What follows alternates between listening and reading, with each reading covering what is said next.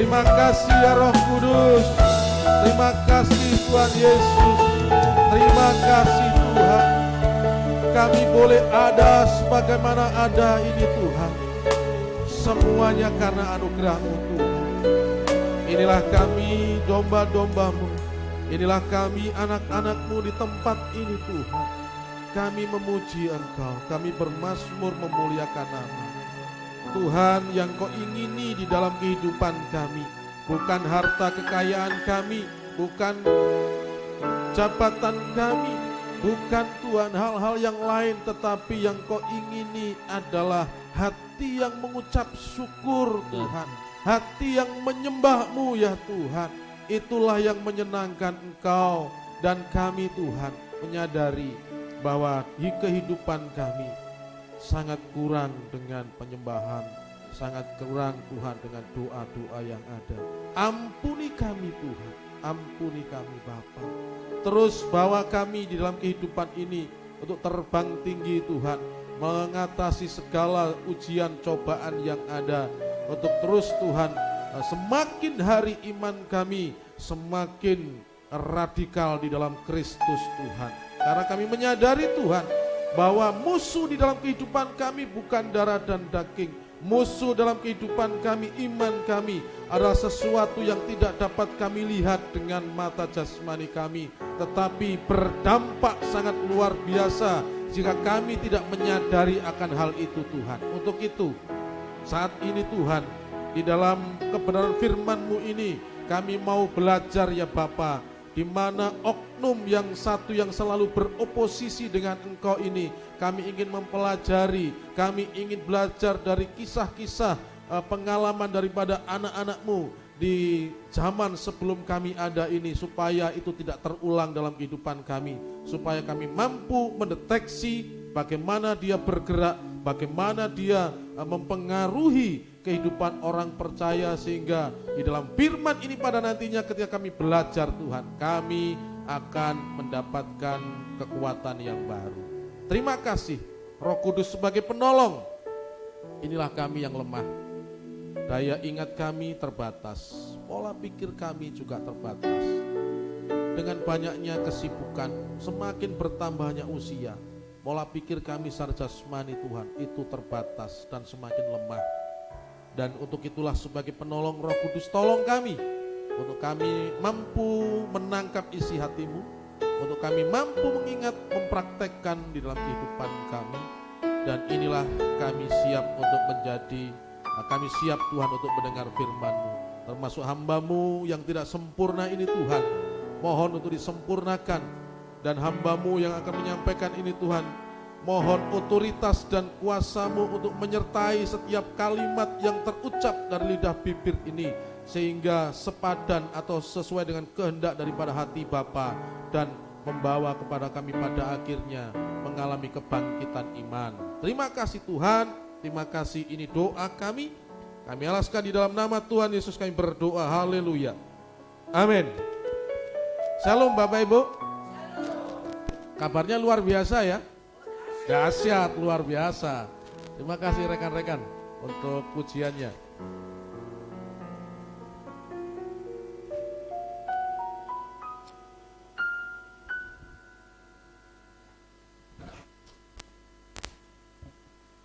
Baik, pada pagi hari ini sesuai dengan apa yang saya informasikan di dalam grup maupun media kita, bahwa saya akan mengambil tema pada pagi hari ini, yaitu penyamar sukses.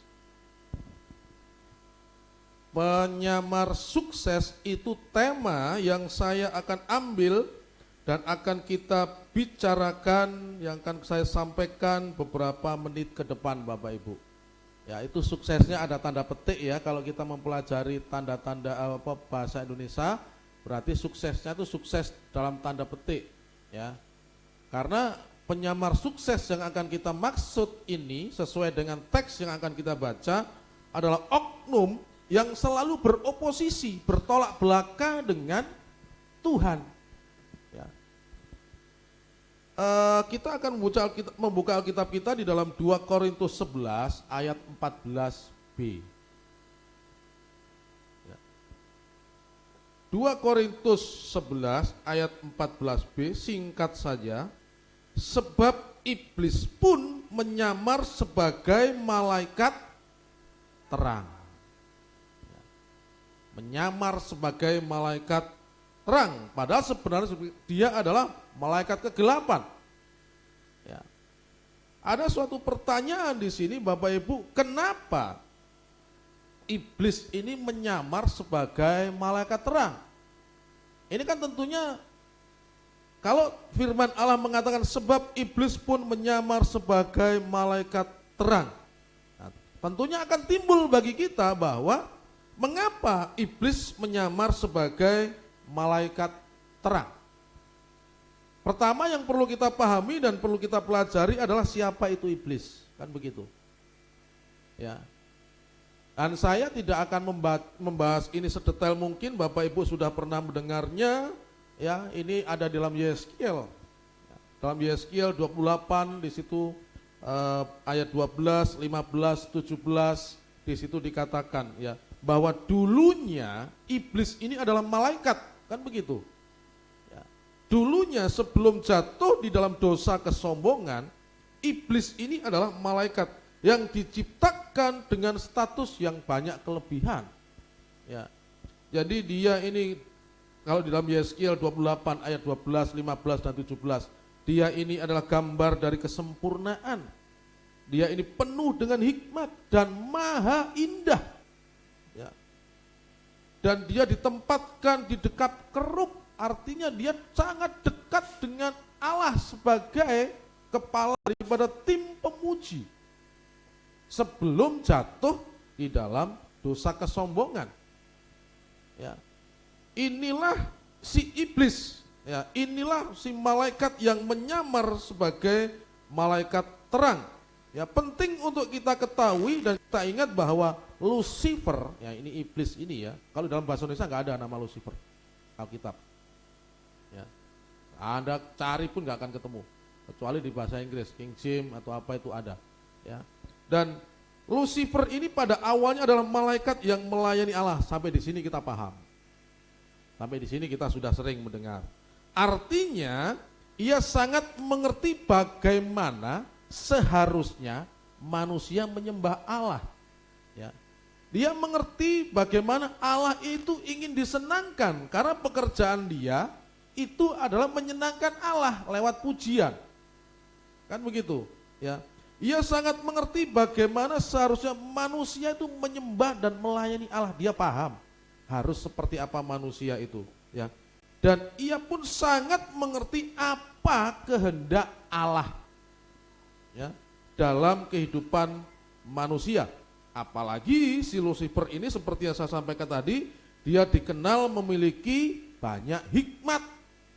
Saudara, sampai di sini kita akan memahami, maka tidak heran nanti ketika dia menyamar, dia tuh ada banyak kesuksesan dalam menyamar, menjatuhkan manusia. Ya. Dengan segala hal yang dimiliki tersebut, Lucifer itu mampu membolak-balikkan fakta, mampu membolak-balikkan firman Allah, ya, sehingga orang ini manusia bisa ragu. Ya, dengan hikmat yang ada, dengan dia memahami karakter Allah, dia dengan memahami maunya Allah itu seperti apa, ya. Dan dengan banyak hikmat dan pengalaman, dia CV-nya luar biasa nih. Kurikulum apa? Kurikulum vitae.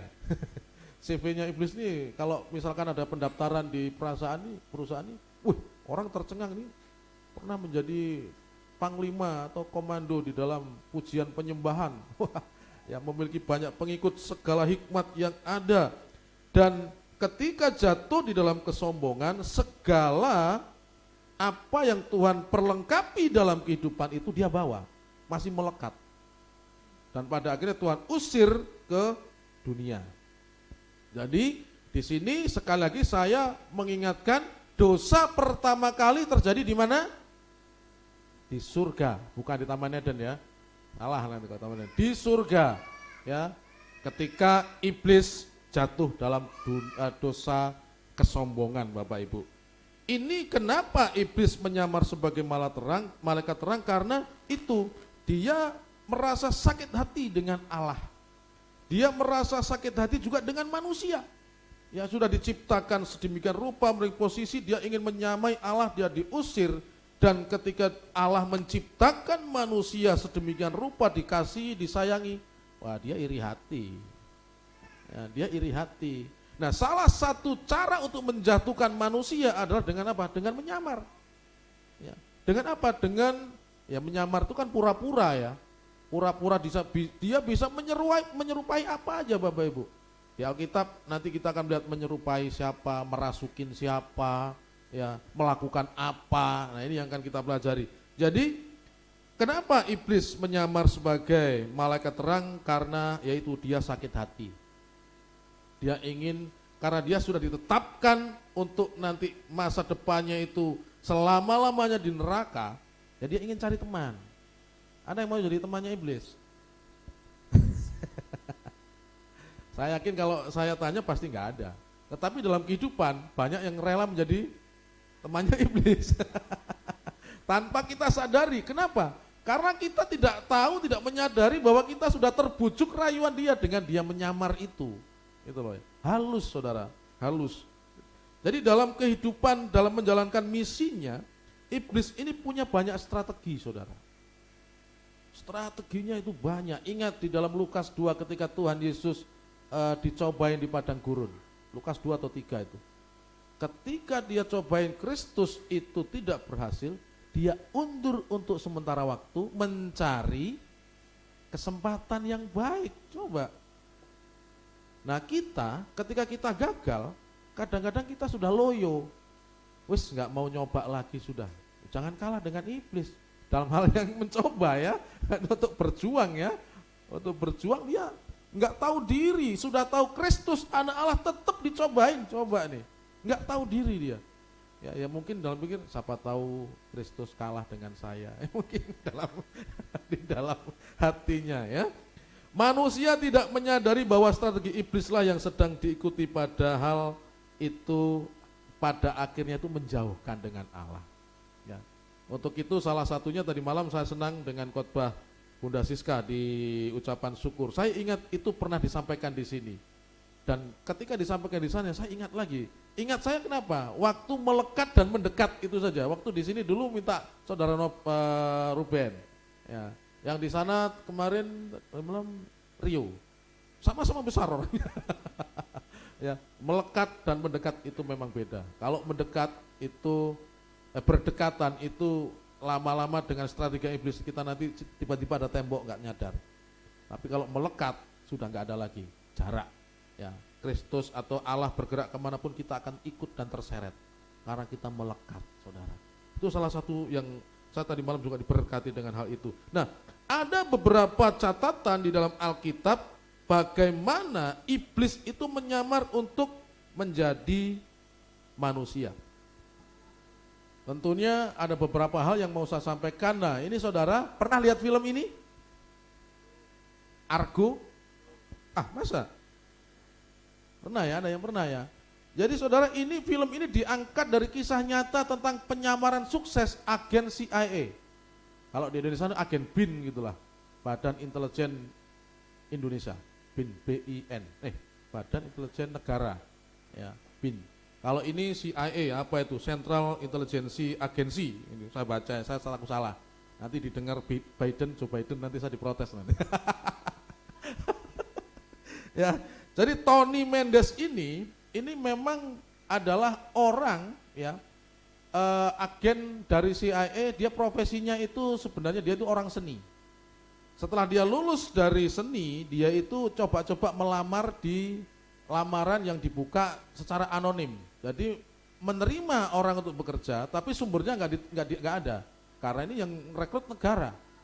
Setelah dia memenuhi syarat, saudara, dia bekerja dan banyak sekali dia melakukan misi. Salah satu misi tersuksesnya yaitu menyelundupkan diplomat Amerika Serikat untuk keluar dari Iran menuju ke luar negara Iran. Jadi pada waktu itu krisis tahun 79 sampai 81 itu Iran dengan Amerika mengalami krisis keamanan.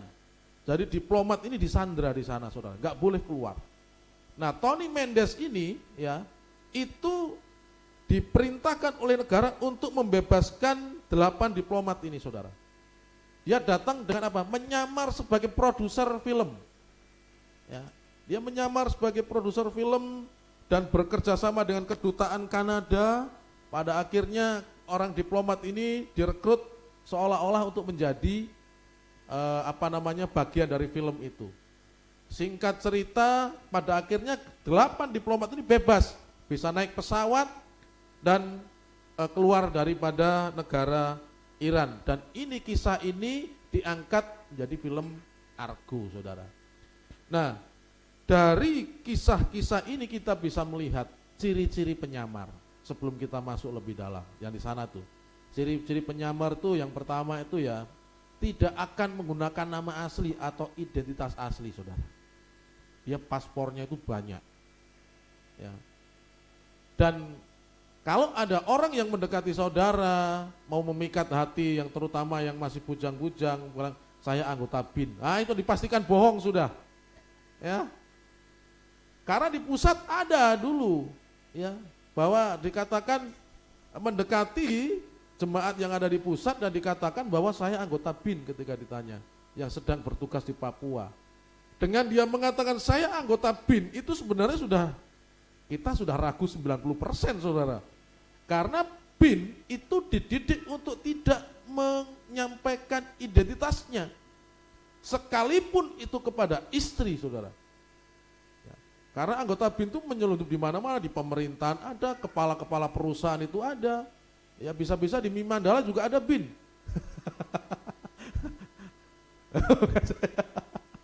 Karena bisa masuk kemanapun, saudara. Ya. Yang kedua, orang yang memiliki kelebihan di atas rata-rata, saudara. Ini rata-rata orang-orang yang memang pinter dan cepat untuk membaca situasi. Ini seperti ini akan terjadi begini dia cepat. Dan itu mereka diajar. Dan mereka juga di situ memiliki nomor 3 itu apa? Mempelajari sasaran, baik termasuk di dalam hal kekuatan kelemahannya, dia itu bisa analisa dengan cepat. Bisa memposisikan diri, menyesuaikan diri dengan lingkungan seperti bunglon, ya. Bahkan bahasa dan dialek pun itu dia pelajari betul, ya.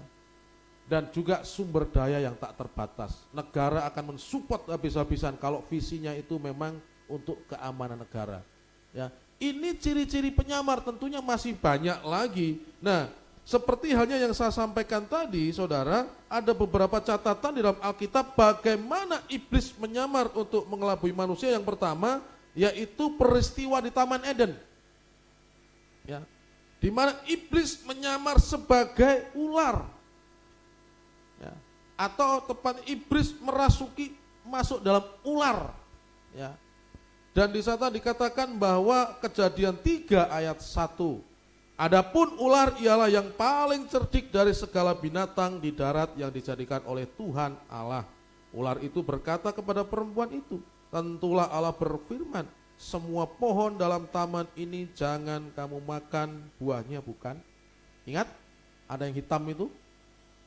Semua pohon dalam taman ini jangan kamu makan buahnya. Hanya ditambahi jangan saja, saudara. Karena apa? Tadi yang saya sampaikan tadi, iblis, malaikat tadi, dia penuh hikmat, mengetahui kehendak Allah, mengetahui seharusnya bagaimana Allah menyenangkan manusia. Karena dia memahami firman, dia pelintir satu kata saja, jangan, saudara. Di situ nanti pada akhirnya itu berikutnya percakapan mendatangkan keraguan, saudara. Apalagi kita kalau nggak tahu firman Tuhan.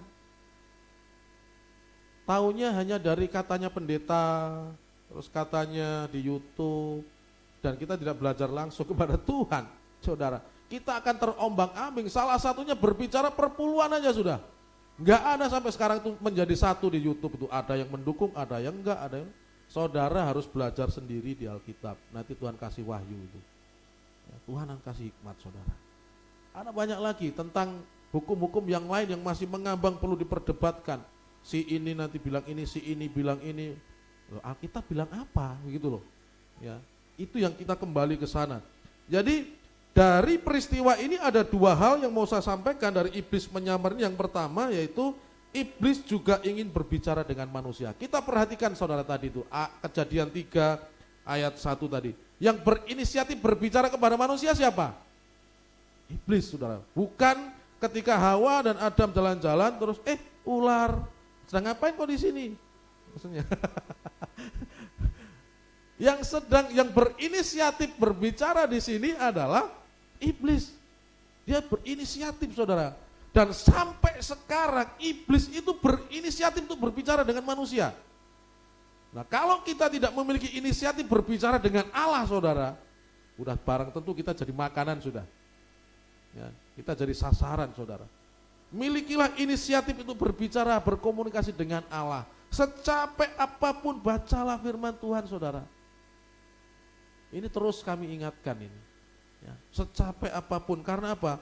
Iblis sampai sekarang itu memiliki inisiatif untuk berbicara dengan manusia. Ya, ini yang mengawali ini iblis. Iblis yang memiliki inisiatif. Ya. Adapun ular ialah yang paling cerdik dari segala binatang di darat yang dijadikan oleh Tuhan Allah. Kalau di dongeng-dongeng binatang yang paling cerdik apa? Kancil.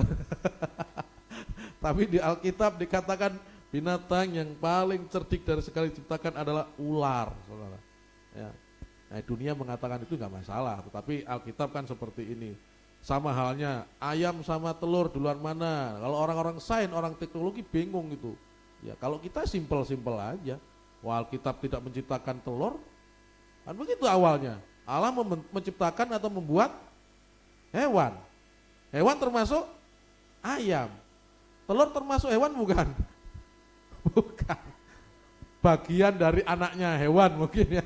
Bagian dari itu, bagian itu.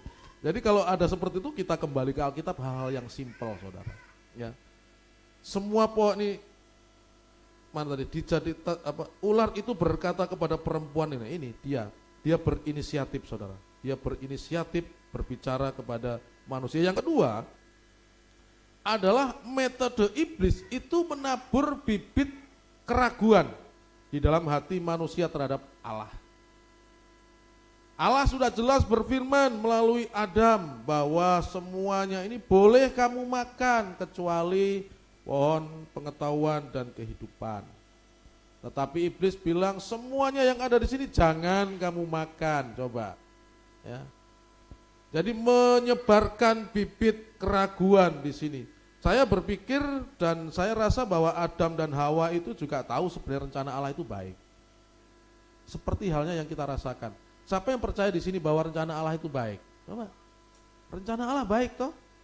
Kita percaya sampai detik ini, kita percaya rencana Allah baik. Dan Adam dan Hawa juga percaya bahwa rencana Allah itu baik. Tetapi di dalam menjalani kehidupan hari demi hari, ya, karena kurangnya pergaulan dengan Tuhan, karena banyaknya masalah yang mungkin juga di situ iblis menyusup dan menyamar, pada akhirnya rencana Tuhan yang baik itu kita ragukan. Ini simpel-simpel aja, saudara. Rencana yang baik Allah itu diragukan seperti halnya Adam dan Hawa, ya. Dan kita bisa melihat percakapannya lagi. Mari kita kembali ke kejadian tadi ya. Kita lihat percakapannya iblis dengan manusia. Tentulah Allah berfirman, semua pohon dalam taman ini jangan kamu makan. Perintahnya semuanya boleh dimakan. Tetapi iblis bilang jangan kamu makan. Jawaban Hawa masih betul di sini, saudara. Lihat, lalu Hawa ini di dalam kejadian ya. Kejadian 3. Lalu Hawa menjawab berdasarkan pertanyaan dengan menjelaskan, oh tidak, buah pohon-pohon dalam taman ini boleh kok kami makan, itu firman Tuhan. Ya. Tetapi tentang buah pohon yang ada di tengah-tengah taman, Allah berfirman, jangan kamu makan ataupun raba, buah itu nanti kamu mati. Di sini sudah betul jawaban daripada Hawa. Ya. Apakah iblis menyerah? Enggak, oh dia sudah tahu firman Tuhan deh. Kalau gitu aku mundur aja deh. Tidak, saudara, dia enggak menyerah ini. Jawaban dia, oh ini sudah tahu firman Tuhan. Tak kecoh sedikit deh, tak otak-atik sedikit lagi. Artinya iblis bicara begini. Setelah percakapan sudah mulai, bagaimana pula iblis melanjutkan perbicaraan dengan Hawa seperti ini. Sekali-kali kamu tidak akan mati. Padahal Tuhan bilang kalau kamu makan, mati. Dimainin lagi nih, sekali-kali kamu tidak akan mati. Ayat 5, Kejadian 3. Tetapi Allah mengetahui bahwa pada waktu kamu memakannya, matamu akan terbuka. Wes diiming-imingin sudah. Ya. Dan kamu akan menjadi seperti Allah, tahu tentang yang baik dan yang jahat. Ini berdasarkan pengalaman iblis pada waktu dia menjadi malaikat sebelum jatuh dalam dosa. Dia ingin menjadi seperti Allah. Dia pakai ini untuk memanipulasi Hawa dan Adam, saudara. Ya. Awalnya masih berdiri kokoh ini manusia, tetapi ketika diiming-imingin bahwa kamu sekali-kali tidak akan mati, Allah itu bohong. Karena kalau kamu makan, kamu nanti seperti Allah, tahu mana yang baik dan yang jahat. Udah mulai ini, kita mulai ini. Jadi di sini saudara, ini sangat jahat apa yang dilakukan oleh iblis ini saudara. Jadi Allah yang telah memberi kepada Adam dan Hawa dua pesan. Yang pertama, tidak boleh memakan. Yang kedua, maut pasti akan datang ketika kamu memakannya. Iblis ada 3 pesan yang disampaikan di sini. Yang pertama yang iblis pesankan, yang pertama bahwa kamu boleh makan. Beda ya sudah ya. Allah bilang tidak boleh makan, iblis boleh makan. Yang kedua, Allah bilang mati, iblis bilang tidak akan mati. Ya. Dan yang ketiga, inilah saudara yang membuat manusia bimbang. Ya, yang ketiga, setelah makan kamu akan menjadi seperti Allah, tahu tentang yang baik dan yang jahat. Ini di luar dari apa yang Tuhan perintahkan. Seolah-olah bahwa begini, ketika di dalam dicerna oleh iblis bahwa Allah takut kesaingan dengan kamu gitu loh. Ya. Nanti kalau kamu makan ini, kamu ini menjadi Allah, dan Allah nanti nggak akan, istilahnya kamu bisa mengalahkan Allah, ya. Bahwa Allah itu ternyata takut disaingi. Itu akan menjadi timbul suatu masalah ya. Jadi di sini kita bisa nih, bukan hanya itu, iblis bahkan memberi pesan ketiga yang membuat orang berpikir bahwa Allah sengaja menyembuhkan pesan ini dan tidak ingin kamu tahu, ya. Jadi saudara, trik yang ketiga ini ternyata membuat manusia ragu. Di Alkitab memang tidak ditulis bahwa ketika iblis berbicara kepada Hawa, apakah Adam ada di samping atau tidak. Tetapi tentunya ketika mau makan itu terjadi diskusi di sana, saya yakin. Ya, karena juga diberikan kepada, setelah dia makan diberikan kepada Adam. Cuma Alkitab nggak tulis, saya yakin di situ, jangan dimakan, pasti itu. Ya, jangan dimakan. Allah sudah berfirman seperti itu dengan jelas. Ya, kecuali kalau Adam itu termasuk golongan suami takut istri, itu apa? STI. Ya, suami takut istri, yang artinya kalau istri ngomong begini ya sudah ikut aja. Kita melihat di sini Adam masih murni, dosa belum masuk. Ya. Jadi mereka, saya membayangkan ketika mau makan itu mereka diskusi kok. Dan mungkin argumen daripada si Hawa dan dibumbuin dengan tawaran-tawaran si iblis lebih menarik. Betul juga ya. Saya capek juga memelihara Taman Eden ini. Setiap hari bermain hanya di sini, memberi nama hewan ini, belum selesai nanti nama hewan ini lagi, ya. Makan sama-sama hewan. Sebelum jatuh dalam dosa, makanan hewan apa? Rumput sudah di Al-Qur'an itu. Berarti harimau juga makan daging. Ya. Makan bersama-sama mereka. Manusia makannya apa? Buah. Ya. Minumnya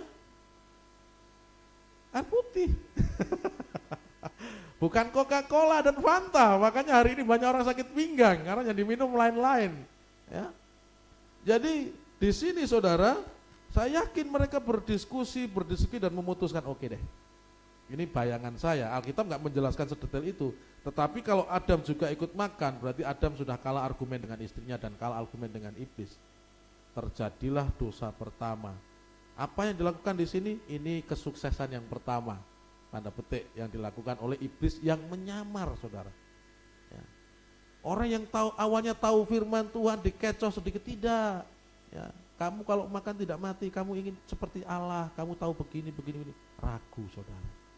Seberapa banyak kita juga mengalami hal seperti itu. Ketika kita tahu firman Tuhan, oh tidak Tuhan, ini tidak, misalkan contohnya kayak anak saya, ketika ujian, dia tidak mau nyontek, tetapi mau memberi contekan. Itu bagaimana? Katanya dia menolong teman, kan Tuhan bilang itu kita harus tolong menolong. Betul ya? Tapi itu menolong yang menjerumuskan gitu loh, ngerti enggak? Dan kita pokoknya jawab benar salah, yang penting kamu sendirian, gak usah nyontek. Ya. Jaden, yang masih kecil, anak kelas 1. Gitu. Kamu nyontek kan? Enggak, tapi saya masih tahu teman saya. Kenapa? Ya saya kasihan dia gak bisa jawab. Kayak kamu bisa jawab pikiran saya ini. Tapi puji Tuhan dia sudah bisa baca ya. Tapi seperti itu, awalnya saudara, oke nggak boleh nyontek, saya nggak nyontek, betul Tuhan, memang harus jujur di dalam ujian. Tetapi dengan memakai logika, kita harus menolong sesama.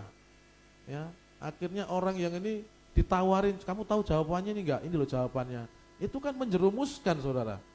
Ya, karena yang ditawarin ini juga orang percaya. Kalau dia nyontek, berarti dia juga enggak melakukan firman, kan begitu. Meskipun saya sendiri waktu dulu juga nyontek pernah. Pernah ada yang enggak nyontek ujian?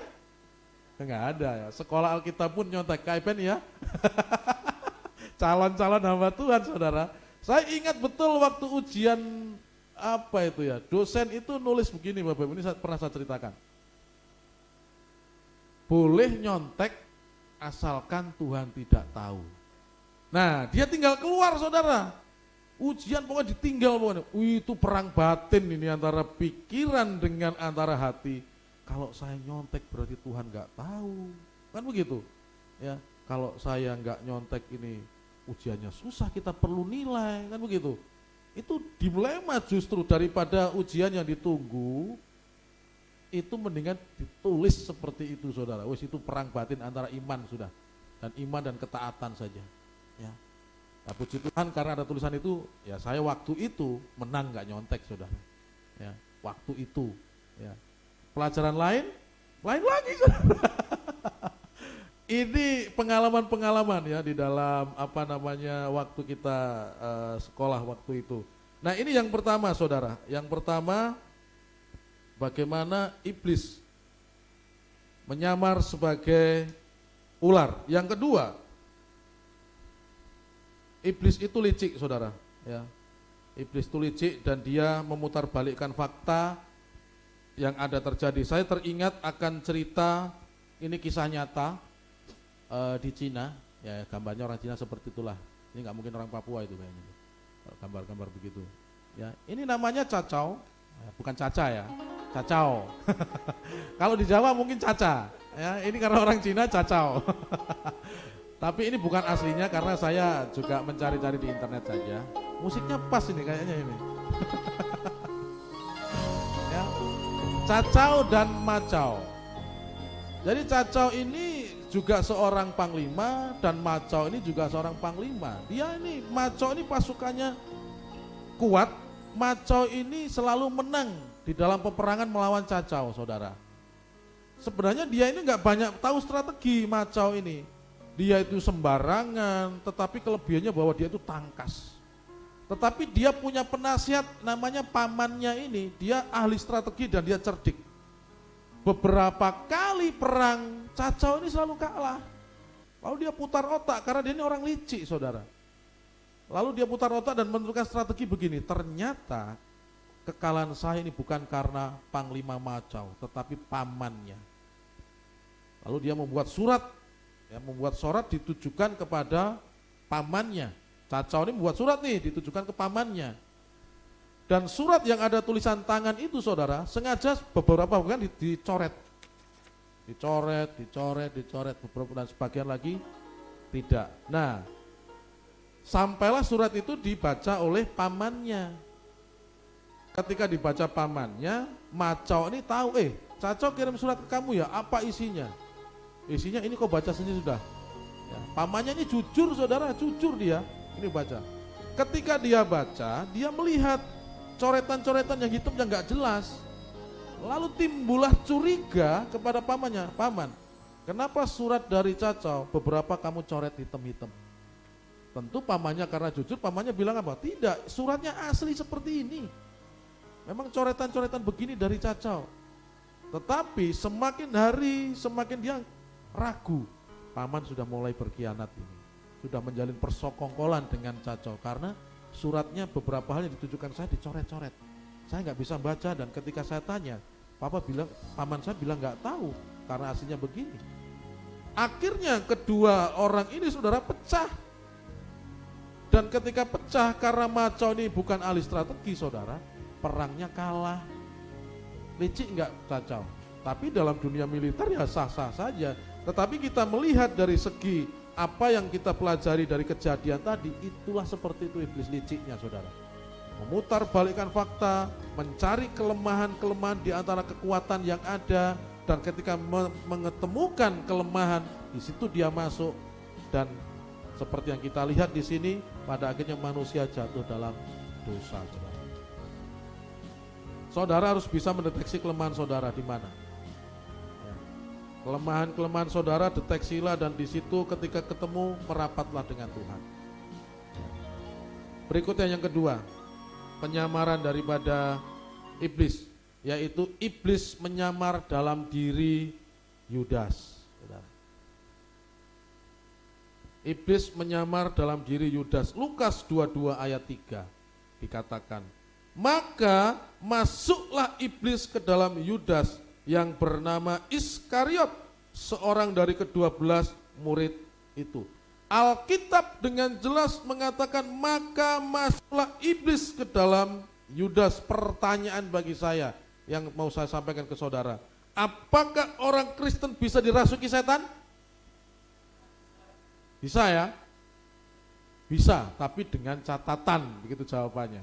Ya, kalau orang Kristen yang sungguh-sungguh saudara, yang melekat kepada Tuhan hatinya tidak bisa. Karena ketika iblis mau masuk, itu sudah dihantam dengan firman Tuhan. Ketika iblis mau negosiasi begini, langsung firman Tuhan kita bandingkan, oh firman Tuhan nggak bilang begini. Jadi orang Kristen itu bisa dirasukin setan dengan catatan. Kita melihat Yudas saudara, kenapa kok Yudas ini bisa dirasukin setan? Kita lihat Yudas, ya. Lanjut Pak, kita lihat Yudas. Siapa sih Yudas ini saudara? Saudara semua sudah tahu bahwa salah satu dari 12 murid atau rasul yang dipilih langsung oleh Tuhan dengan berdoa semalaman. Ya. Saya milih Bapak Ibu sebagai majelis enggak berdoa semalaman. Ya. Harus semalam suntuk saya berdoa nama-nama siapa Tuhan yang muncul. Ting Bunda Siska, ting nanti saudara Ruben, ting Pak Yohanes. Tidak saudara. Ya. Berdoa saya Tuhan minta hikmat, tolong ya. Nanti hari ini akan ada pemilihan teman-teman di dalam pelayanan. Kiranya siapa nama-nama yang muncul di dalam hati. Ya enggak sampai semalaman. Nah ini Yudas saudara dipilih langsung oleh Tuhan. Proses pemilihan ini kalau saudara bayangkan bukan hanya ada 15 orang. Proses pemilihan ini di atas bukit saudara ada lebih dari banyak orang saudara. Mungkin 50 atau 100 karena kemana Kristus ada orang-orang itu berbondong-bondong. Anggap aja 100 orang atau 120 orang lah. Diambil 1/10-nya, diambil satu, setiap 12 orang diambil satu. Dan Yudas itu salah satu orang yang dipilih oleh Tuhan dengan berdoa semalam-malaman. Yang kedua siapa Yudas saudara? Yudas itu di dalam ke-12 rasul saudara, dia adalah orang yang sangat dipercaya Kristus. Kenapa? Karena dia dipercaya untuk memegang keuangan di dalam pelayanannya. Dia memiliki posisi yang penting, yang terpandang saudara. Di dalam kepengurusan segala sesuatu saudara, orang kalau dipilih untuk duduk memegang uang itu adalah orang yang dipercaya saudara. Ya. Karena apa? Sudah dilihat bahwa ini memiliki kecakapan, oh ini begini. Awalnya saya memprediksi awalnya itu Yudas itu baik. Ya. Kenapa sampai pada akhirnya dipilih oleh Tuhan? Karena Tuhan melihat bahwa Yudas itu baik, maka dipercayalah untuk menjadi bendahara pelayanan. Di dalam perjalanan selama 3,5 tahun yang ada, dia mulai goyah karena selalu melihat uang. Ya, dia goyah selalu melihat uang. Orientasinya sudah beda.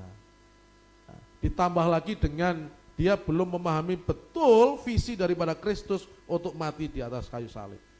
Bahwa yang dia pahami bahwa Mesias nanti adalah Mesias yang datang dengan kekuasaan yang penuh. Makanya setelah dia melihat Yesus dengan mujizat-mujizat yang ada, orang mati dibangkitkan, bisa memberi makan 5.000 orang, terus bisa apa lagi. Makanya dia berinisiatif, Yesus ini nggak gerak-gerak, ini kenapa? Ya, oke deh, tak bantu saja. Dengan nanti tak jual, kalau dia kepepet, maka dia akan mengeluarkan segala apa yang dia mampu. Ya. Dia tidak memahami, saudara. Ya. Akhirnya dia menjual Yesus, saudara. Yang ketiga, saudara, ini yang jarang kita pahami, tetapi saya mau sharingkan ini karena ini penting, ya, bahwa Yudas, saudara, itu diberi kuasa untuk melakukan penginjilan. Ya. Sebelum dia jatuh nih, sebelum dirasuki nih, ya, dia diberi kuasa untuk melakukan penginjilan. Diberi kuasa untuk mengusir setan, diberi kuasa untuk menyembuhkan penyakit, dan juga diberi kuasa untuk membangkitkan orang mati. Itu ayat-ayatnya, saudara. Artinya dia di dalam Lukas 9 ayat 1 dan 2 dan Matius 10 ayat 8 itu, saudara. Itu ayat-ayat yang mendukung apa yang saya sampaikan tadi, saudara. Bahwa dia diberi kuasa seperti itu. Ya. Dan langsung kuasa itu terucap dari mulut Kristus. Hebat enggak? Ya. Ini berarti bukan orang sembarangan berarti Yudas ini, saudara, begitu ya. Dia bukan orang sembarangan, dan saudara, kita pada akhirnya melihat bahwa anugerah demi anugerah yang dialami oleh Yudas, yang diterima dari Tuhan Yesus, itu dia lalukan begitu saja. Karena kenapa? Karena dia tidak percaya bahwa Kristus itu Mesias. Itu loh. Ya, maksudnya Mesias sesuai dengan rencana Allah, tapi Mesias sudah otaknya ya. Makanya dia jual supaya Yesus nanti menunjukkan kekuasaannya. Ya, dengan mendatangkan atau memanggil malaikat atau bagaimana, pada akhirnya bangsa Romawi tunduk kepada orang Israel. Ternyata tidak. Kenapa? Karena dia tidak memahami Kristus dengan baik. Seseorang yang dipercaya menjadi bendahara, seseorang yang ditunjuk langsung, seseorang yang diberi otoritas mengusir setan, malah kerasukan iblis. Lucu ya. Seseorang yang dikasih mandat, usirlah setan, sembuhkanlah orang sakit, bangkitkan orang mati. Ya, Alkitab katakan di sini iblis merasuki Yudas. Ya. Ini perlu direnungkan dan perlu kita lihat ke dalam diri kita. Ya, sangat riskan, saudara. Ternyata ada keserakahan di sana. Ternyata di sana ada hal-hal yang semaunya sendiri. Yudas tidak menyadari bahwa dirinya ini dipakai oleh iblis untuk membunuh Kristus. Tidak menyadari, saudara. Kalau dia menyadari tidak mau. Saya yakin nggak mau. Ya. Terus kalau Yudas nggak mau, berarti nggak ada yang menjual Yesus. Pasti ada. Nggak tahu siapa. Karena itu sudah rencana Allah. Tetapi yang jelas Yudas menyerahkan Kristus kepada imam-imam itu atas inisiatifnya sendiri. Karena dia sudah termakan oleh iblis, saudara. Ya. Dia sudah termakan dan dia dengan sadar menyerahkan Kristus. Dengan tujuan meskipun tidak untuk dibunuh. Ya. Tetapi karena sebelum Yudas bertemu dengan imam menerima uang, Kristus sudah mengingatkan. Nanti orang yang mencelupkan roti satu cawan dengan saya, dialah yang akan. Sudah jelas itu. Ya. Tetapi dia tetap memutuskan. Jadi Yudas baru menyadari ketika apa yang dia lakukan itu salah ketika Kristus dihukum mati dan Kristus tidak membela apa-apa. Dia baru menyadari, aduh ternyata saya salah. Dan sangat disayangkan pada akhirnya dia ambil keputusan menyesali diri dengan gantung diri, saudara. Ini sama halnya dengan cerita kisah asli daripada Charles Templeton, saudara. Siapa dia? Orang nggak banyak kenal dengan Charles ini. Tetapi kalau saya tanya Billy Graham, saudara tahu? Kenal? Kita membaca ya, kita membaca. Billy Graham itu pengkhotbah luar biasa di abad 2020. Abad 20, abad 2020 ya. Abad 20, saudara. Sekarang kan abad 21 ya. Abad 20 itu Billy Graham itu pengkhotbah yang luar biasa. Dan Charles ini, saudara, ini teman atau sahabat sepelayanannya Billy Graham. Awal-awalnya mereka melayani bersama, dipakai Tuhan dengan luar biasa, saudara. Tetapi pada perjalanan iman, saudara, itu Charles ini mengalami goncangan ketika dia masuk di sekolah seminari. Ya. Ketika pada tahun 1957, Charles ini mulai mengalami krisis iman. Ya. Ia belajar dan pada akhirnya dia menyimpulkan seperti ini. Bagi saya, jika kebenaran itu tidak dapat dimasukkan ke dalam akal, ya, pikiran saya itu bukanlah kebenaran. Mengalami krisis iman yang sangat luar biasa. Pada akhirnya dia tadi menulis suatu buku yang berjudul Farewell to God, ya, perpisahan dengan Tuhan. Ya. Orang yang awalnya, saudara, sepelayanan dengan Billy Graham, ketika dia masuk dalam seminari, ya, dia mungkin salah masuk dalam seminari atau komunitas bagaimana, dan dia menyimpulkan segala firman Allah yang tidak bisa masuk akal, itu berarti bukan kebenaran. Padahal akhirnya dia mengingkari imannya kepada Kristus, dan di akhir hidupnya, saudara, dia berkesempatan diwawancarai oleh wartawan. Dan ketika dia mengatakan, apa pandanganmu tentang Yesus? Apa yang dia lakukan? Dia tidak menjawab yang saya baca ini di dalam biografinya, dia tidak menjawab, dia hanya tatapan kosong. Dan sampai pada akhirnya dia tidak mengakui Kristus sebagai Tuhan. Dia dikasih hikmat, saudara. Dia dikasih kuasa, dikasih anugerah untuk pelayanan dengan pengkhotbah terbesar di abad 20, saudara. Tetapi pada akhirnya dia hilang. Kenapa? Karena dia, saudara, sudah kerasukan apa yang namanya dengan keraguan-raguan. Ya. Jadi memang sangat bahaya sekali kita belajar firman Allah kalau tidak dituntun dengan Roh Kudus, saudara. Sangat bahaya. Karena nanti akan berbicara, oh enggak masuk di logika ini. Pernah ingat yang khotbah di sini, air menjadi anggur, menyampaikan apa? Itu semuanya ilmu pengetahuan itu. Ya, dengan ini sama ini jadi. Itu fermentasi saja.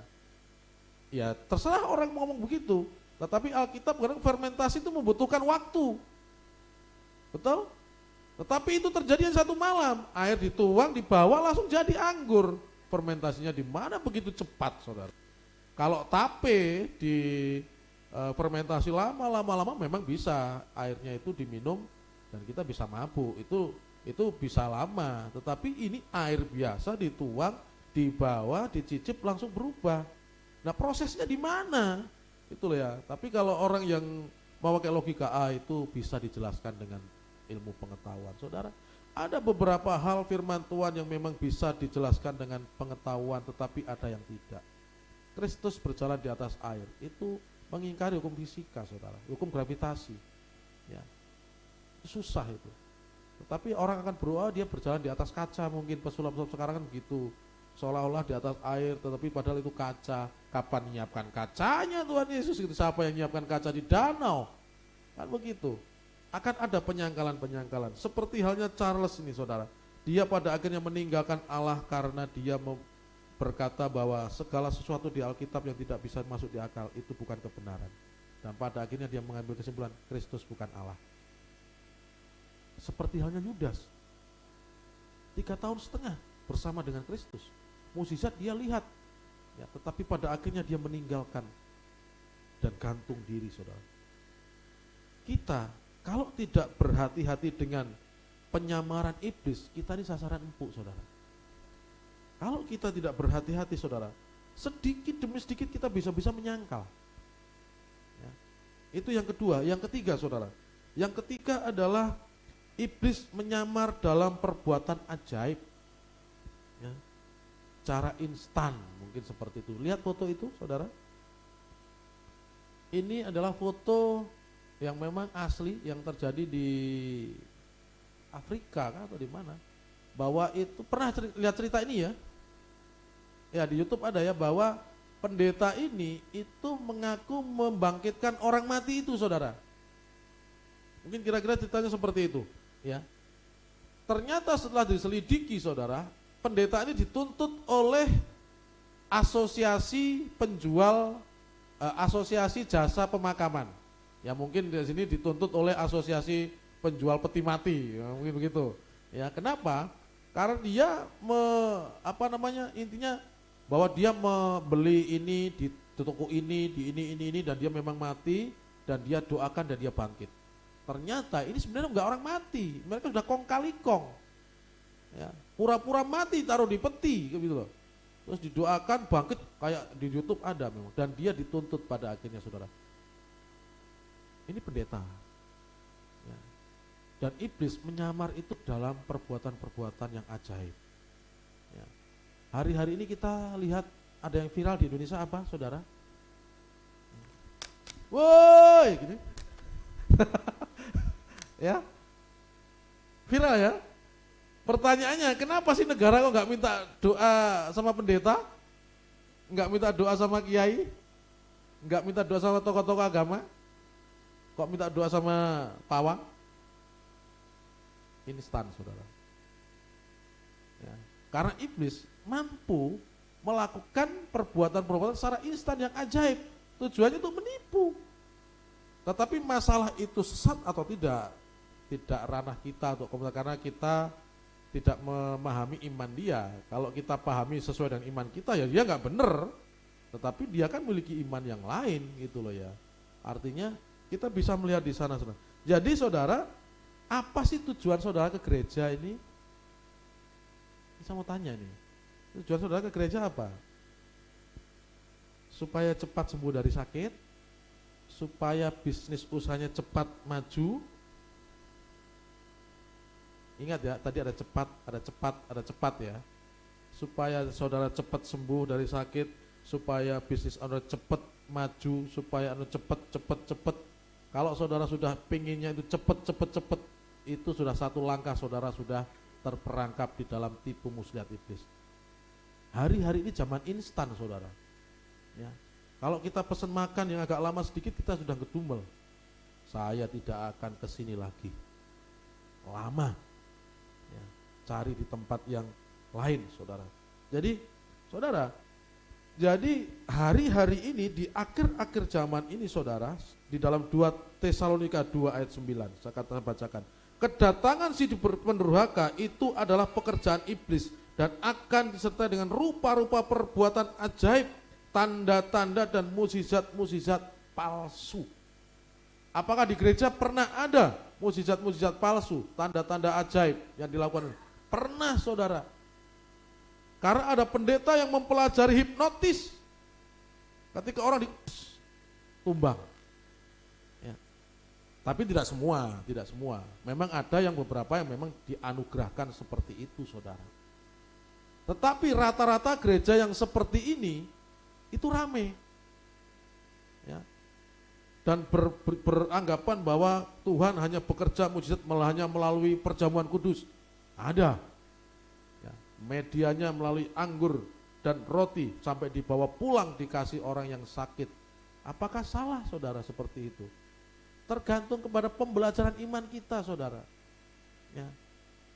Jadi iblis itu ya bisa melakukan perbuatan yang ajaib, mukjizat-mukjizat yang palsu saudara, dan itu bisa terjadi di gereja. Kalau kita tidak memahami, menangkap, kita terperangkap dalam penyamaran iblis saudara.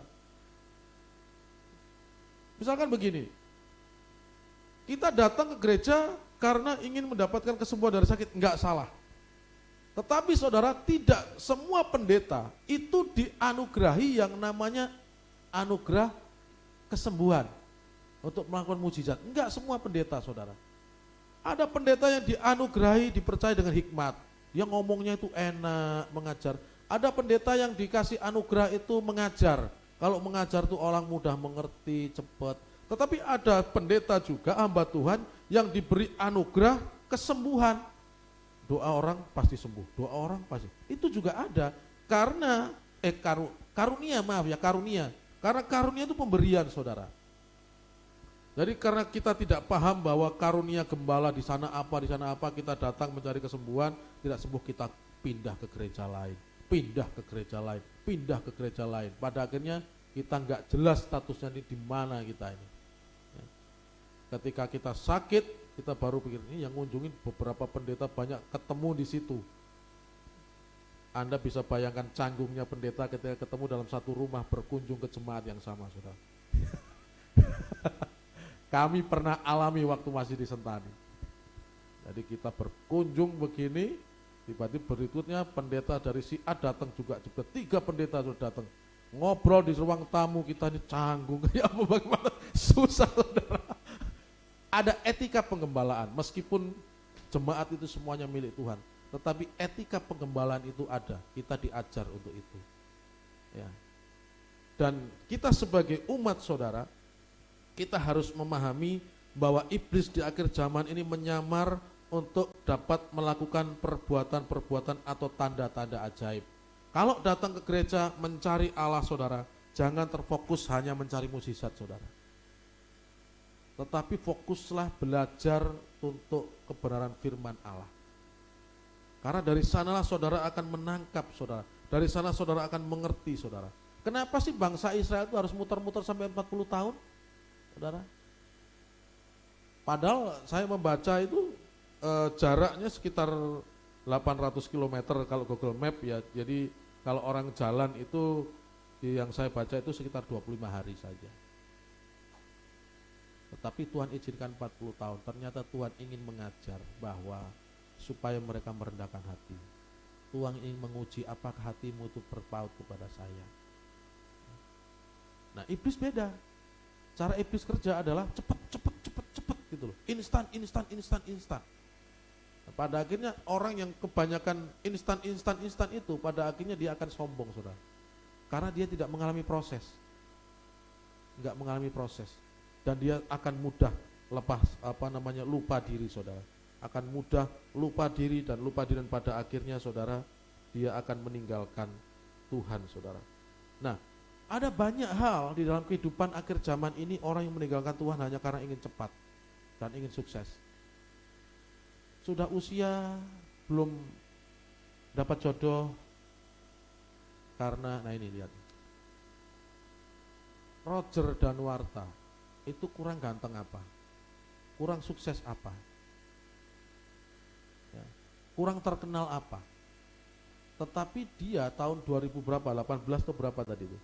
Dia memutuskan untuk meninggalkan imannya, untuk menikah dengan orang Aceh. Istrinya itu pemeran di Yowis Band 1. Kalau saudara pernah nonton Yowis Band 1. Yang di paling sini itu Angelina Sondak. Dia karena ingin sukses karirnya di politik dan karena sudah usia juga belum dapat jodoh, dia meninggalkan imannya, ya. Tetapi ketika dia meninggalkan imannya, Tuhan hajar dengan luar biasa. Suami yang alasan bahwa dia meninggalkan Tuhan, dipanggil Tuhan mati.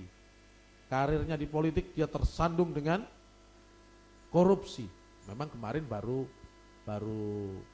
keluar ya, baru bebas. Tetapi dia mengambil cara yang instan, saudara. Ustadz itu kalau di luar sana mungkin bilang mendapatkan hidayah. Tetapi bagi kita itu kalau kita pahami, mungkin dia ingin cepat terkenal. Ya, ingin cepat terkenal dan mendapatkan sesuatu yang lebih di luar sana. Sangat gampang, saudara. Kayak saya ini, misalkan saya ingin cepat kaya. Saya sudah di YouTube ada, sudah punya status pendeta yang jelas. Kalau saya ingin kaya, saya tiba-tiba murtad saja, langsung saya gabung ke grup mualaf, saudara. Dan saya langsung jelek-jelekan orang Kristen, saya jelek-jelekan gereja, saya jelek. Tenar saya, saudara, diundang nanti saya. Iya. tapi saya nggak berani ke Papua. Saya akan pindah ke Jawa. Nanti saya dicari Pak Kevin nanti. Pengkhianat gitu ya. Ya dijauhkan, saudara, enggak akan seperti itu. Tetapi ada banyak hari-hari ini tuh orang itu pengen instan, saudara. Dan iblis menawarkan itu dengan senang hati. Kalau kita enggak memahami, strategi iblis di akhir zaman itu adalah menawarkan sesuatu yang instan dengan cepat. Ada 3 hal yang bisa saya sampaikan sehubungan dengan apa ya tentang strategi penyamaran iblis, saudara. Jadi ada banyak macam iblis berkarya untuk menjatuhkan manusia, tetapi juga ada banyak solusi yang Allah sampaikan kepada manusia supaya manusia tidak terjebak. Salah satunya adalah 1 Petrus 5 ayat 9, saudara. Di situ saudara jelas, sadarlah dan berjaga-jagalah, lawanmu si iblis berjalan keliling sama seperti singa yang mengaung-ngaung dan mencari orang yang dapat ditelannya. Lawanlah dia dengan iman yang teguh, sebab kamu tahu bahwa semua saudaramu di seluruh dunia menanggung penderitaan yang sama. Ada 3 poin untuk menghadapi penyamaran iblis sesuai dengan 1 Petrus. 1, kita sadar posisi kita. Kita siapa? Bahwa kita ini adalah orang-orang yang sudah ditebus oleh Allah. Kita adalah orang-orang pilihan Allah. Kita ini orang-orang yang dikhususkan, dikuduskan dan dikhususkan. Ya, sekumpulan orang dipilih jadi dipisah, itu namanya kudus. Kita sudah dikuduskan dari dunia, saudara. Kita sadari posisi itu, berjaga-jaga, saudara. Berjaga-jaga, namanya orang jaga itu bosan, ya. Namanya orang jaga itu capek, ya. Bapak Ibu coba tanya polisi atau sapam yang jaga, capek enggak Pak? Pasti iya. Bosan enggak Pak? Bosan, iya. Itu namanya berjaga-jaga. Tetapi Allah mengatakan berjaga-jagalah, tanda seru, saudara. Perintah. Bagaimana cara kita berjaga-jaga?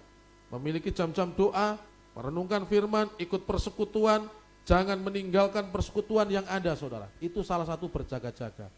Aktif di dalam komunitas, saudara seiman, saudara, itu berjaga-jaga, saudara. Aktif dalam pelayanan, itu berjaga-jaga, saudara. Ya, itu perintah Allah. Yang ketiga, habis kita sadar diri, artinya sadar posisi kita berjaga-jaga, firman Tuhan katakan, lawan iblis itu. Memang ada perintah lain adalah untuk kita tidak melawan memang sampai, tapi di sini lawan, saudara. Tetapi lawannya dengan apa? Alkitab katakan dengan iman yang teguh. Kita memperoleh iman yang teguh dari mana? Dari berjaga-jaga tadi loh. Dari sadar akan posisi kita tadi loh. Ya. Kalau ketiga hal ini kita lakukan, maka kita akan mendeteksi penyamaran iblis. Seapapun dia menyamar, saudara, kita akan bisa mendeteksi, saudara. Dan pada akhirnya kita bisa mengalahkan si iblis itu, saudara. Maka kesimpulan yang bisa saya ambil di sini adalah bahwa godaan itu dapat dialami oleh siapa saja, kapanpun, dimanapun, dalam suatu apapun, tanpa terkecuali. Dimulai dari Adam dan Hawa itu godaan sudah ada sampai hari ini. Dan godaan-godaan itu ketika orang gagal itu karena keberhasilan daripada penyamaran iblis, saudara. Tanda kutip, iblis sukses untuk melakukan penyamaran. Ya. Dan ada statement yang saya pakai di sana bahwa siapa mengenal iblis akan selamat. Ya. Yang tidak mengenalnya akan tersesat.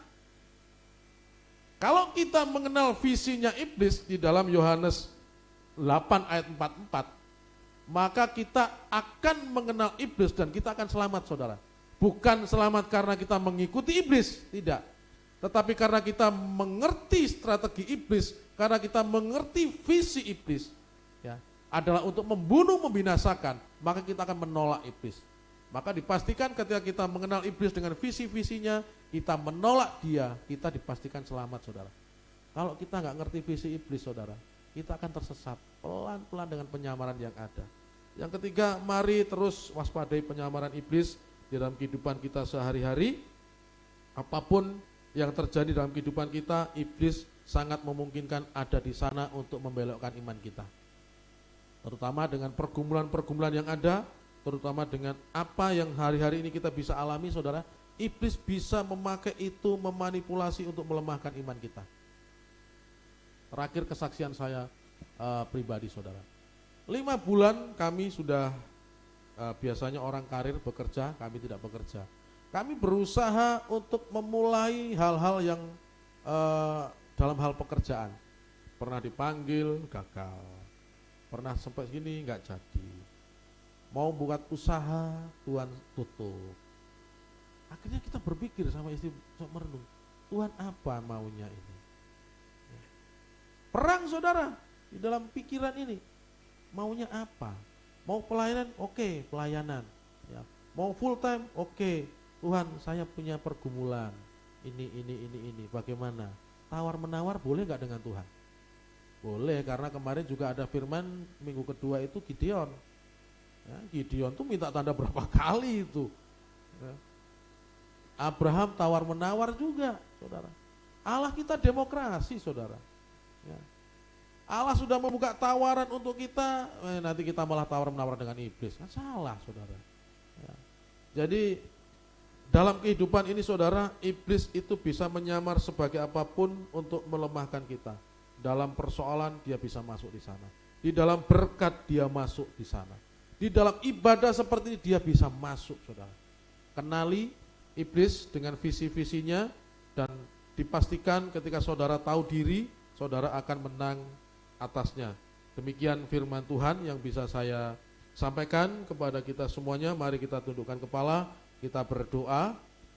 Terima kasih Allah, terima kasih Bapa untuk firman-Mu pada pagi hari ini mengenai penyamar sukses. Di dalamnya kami boleh belajar tentang strategi iblis di dalam melemahkan iman orang percaya.